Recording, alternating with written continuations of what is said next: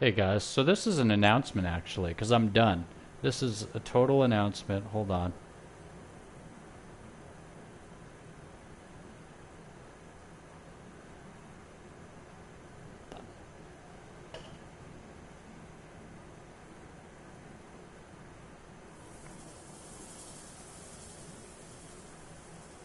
Okay, so hold on.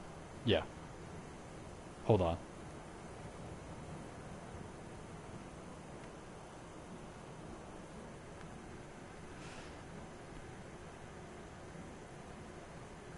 Yeah, so this is an announcement. I've got a video coming today. Hold on, actually.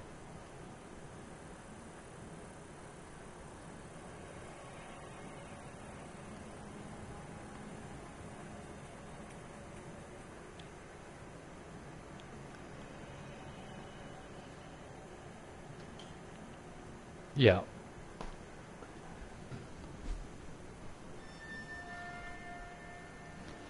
So yeah, I've fucking got a video coming today, and that's a video. It's actually basically literally my Devil May Cry 3 stream, but I have a nice little thing for it, and I think it actually will be good.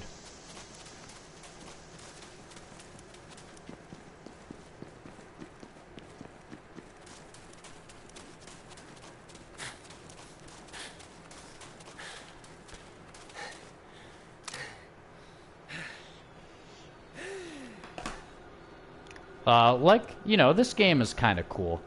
I don't want to discount like that it has any. I don't want to discount it totally, but I will discount it slightly. It's definitely not the greatest game in the world.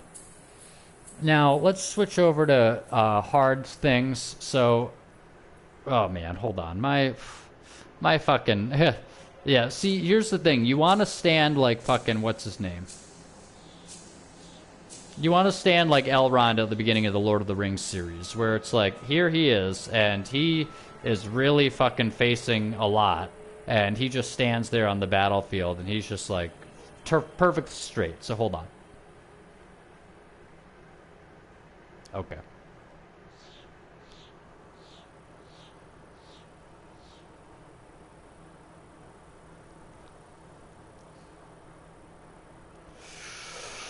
Yep. Okay. Hold on. Yep. Hold on.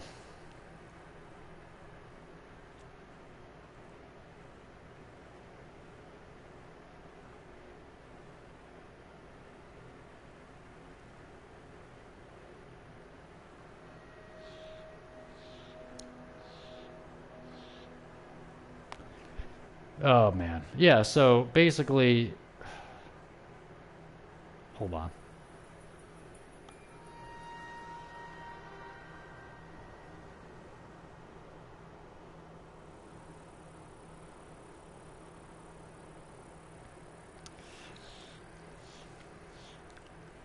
Basically, your life doesn't have to be bad. Your life doesn't have to be as bad as it has been. My life's been horrible, but it doesn't have to be. And in fact, even if you like, for example, here's a little announcement. I was thinking of posting a certain video, which was like a longer form video today. And I realized when I was getting into the second half of a certain part of it, I realized, man, if I'm gonna actually do this without like kind of racing through it, I mean, I guess I could race through it and finish it today, but it's gonna be a giant strain, and I think it would be, it might potentially come out like super unpolished seeming, or I don't know. But basically, like, I was thinking not be worth it to like try to finish this today. Like, just I did say I was going to, but I have done this kind of like breakneck speed finishing things before, and often it will work out in some way, but will it work out in a way where it would have been better than it would have been if I said, you know what, no, this could use a little more time, and I've got some other things that are also priorities for me right now.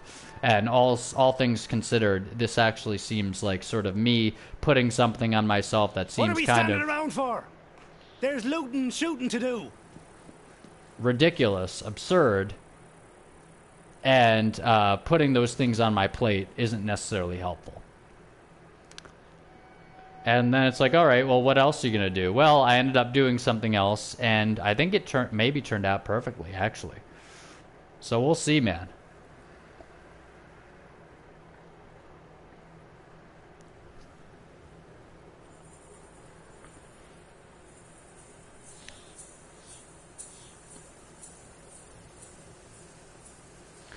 Yeah, I mean it's a brutal it's a very difficult life, or it can be like it can be just emotionally torturous, but that doesn't mean that it has to be bad. And actually, as Eckhart Tolle talks about, and it's like, well, you may think he's this way or that way. You know, you may resonate with what he's saying or not. Like it may seem reasonable or not. But Eckhart Tolle does say, like, we put ourselves through most of our suffering, and most of our suffering is useless. And here's the thing: whether or not you think that most of the suffering is, I don't know, even whether or not you think most of it is ultimately useless, most of it is certainly like avoidable. Like if you, whether or not you think this is like spiritual bypassing, or maybe you think that this is the best thing to do, but if you decide to say, you know what, I'm going to let go of this, you know, I'm going to let go of this pain, or I'm going to let go of this anxiety or this nervousness or whatever, like you can pretty quickly, like literally, it's just a decision. Hale Dwoskin does say it's just a decision, but Eckhart Tolle is like, you know, most of our suffering is unnecessary. And he actually says, in so many words anyway, you could extrapolate that he would probably label a lot of it, or even most of it, madness. And so it's not only unnecessary, but it's like madness, you know? And so, you know, whether or not the suffering, like, is, whether or not encountering it in a certain way might be preferable to encountering it in a different way, one could certainly probably just say, hey man, hold on. And any fear they have, they could just totally let go of it. And if they have a fear like, oh, I've got to stop this, I've got to like fight or flight, I've got to freeze, maybe they could see how it is if they just keep going rather than bowing to that fear. It's like, well, something's coming up for you to release. Maybe, and maybe that's suppression, or maybe it's something's coming up that's kind of trying to scare you out of doing what you're already doing. And maybe it's, in some way, it might be suppression to stop doing what you're doing and, like, try to release it, quote unquote. I'm not saying that necessarily is, but I'm saying that could be at least as dysfunctional, or it could potentially be dysfunctional in a certain way if you approach it in a certain way. So hold on. It's like, Matt, what are you talking about? Well, you know, if you follow me, you follow me. If not, you don't. But I would challenge you to see that I might be making some kind of sense here. And if you actually, like, sit down and pay attention rather than just kind of being like, oh, that sounds like he's just saying a bunch of nonsense. If you try to follow it, you might find that whether or not you agree with it, you might find that it's coherent logically. Hold on.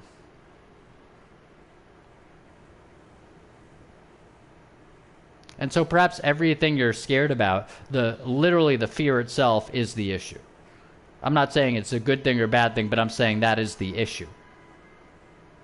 Because the fear might be like about something that never happened, or never would happen, or never would end up happening as things end up happening.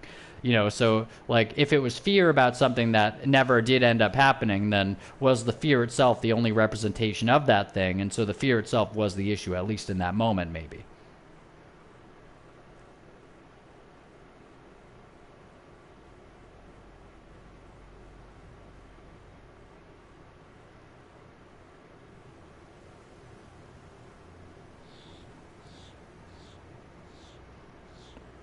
And it's like you might ask yourself, am I responding to fear, or am I doing something that seems more strategic?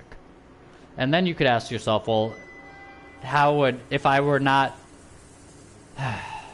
afraid, how would I behave? If I were not afraid, how would I behave? That might be, I don't like necessarily behave, because that sort of gets into like behave, beehive, check into Alan Watt for that stuff. Not necessarily the shit you want representing you, or the shit you want to use for what you do. It's like, what do you mean, beehive? It's all right. I'll just stay here pulling me pud. It's like, well, what do you mean, beehive? See, that's the voice in the head, right? But I'm just kidding. But anyway, what do you mean, beehive? It's like, well, George Washington standing next to a beehive. What the fuck was that doing there? It's like, well, it just happened to be there. Happened to be there in a fucking painting. Like, they painted it in, you know. At least if it was there, they represented it. They might have been like, cool, this is symbolic. It's like, okay, well, symbolic of what? Anyway.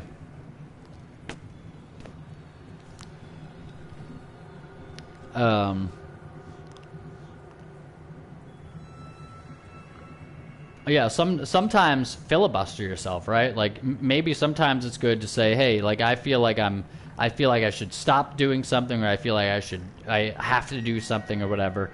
At a certain points, it might be like if you feel like that's coming from fear, maybe filibuster yourself. Now, if it's coming from caution or like some sense of like real preferred action to get a certain result, then maybe you want to go do that or not do something. But if your rationale for stopping or starting something is fear, then maybe it's a good idea to say, wait a second, what am I operating based on, and is this the best way to operate?